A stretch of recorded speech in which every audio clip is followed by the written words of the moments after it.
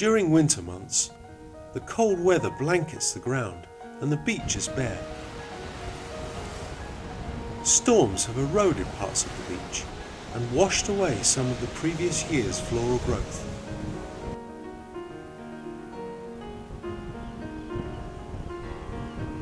Despite these harsh conditions, some plants continue to struggle for survival.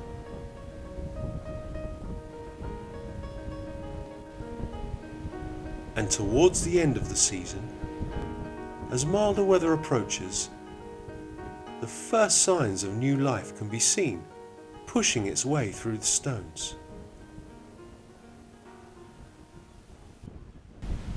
Springtime and the plants on the beach begin to develop and take shape.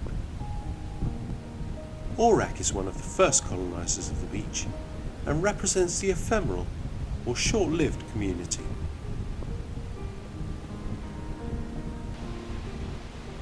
Yellowhorn poppy saplings begin their struggle for survival, and older plants start the process of regrowth. Tiny hairs cover the leaves. These break up the flow of air across the plant's surface, reducing evaporation and enhancing water collection. The young purple leaves of sea kale begin to sprout. These thick succulent leaves help the plant to retain fresh water, a vital adaptation in such a harsh environment. The plant's delicate white flowers develop early in the season, slowly building until eventually forming a sea of white that stretches out across the beach. The leathery leaves of sea beet are also adapted to help with water retention, and the plant is low growing to avoid the worst of the coastal weather. Throughout the season, the plant's angular stems begin to turn a bright red colour.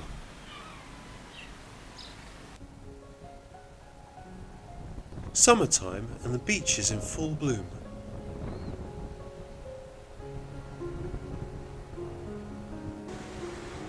Lush green carpets of aurak spread across the shingle, blanketing the edge of the beach just above the tide line. Sea kale grows in abundance across the beach and marks the start of the pioneer community. The plant's root can grow up to 2 meters long, helping it gain access to fresh water supplies deep below the surface of the beach.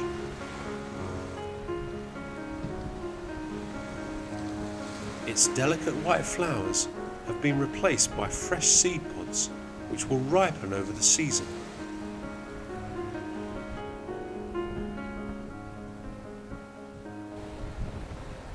The bright flowers of the yellowhorn poppy develop. Each flower lasts for just a day, although the plant staggers these blooms to last throughout the season.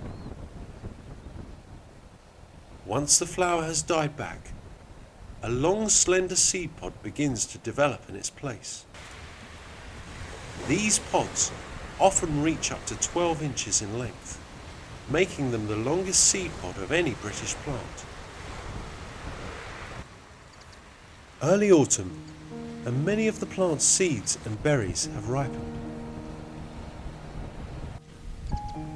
The fruiting branches of sea kale have dried and become brittle. These break off in high winds, blowing across the beach and depositing seed pods along their path. These pods litter the ground, opening to reveal the small black seed inside.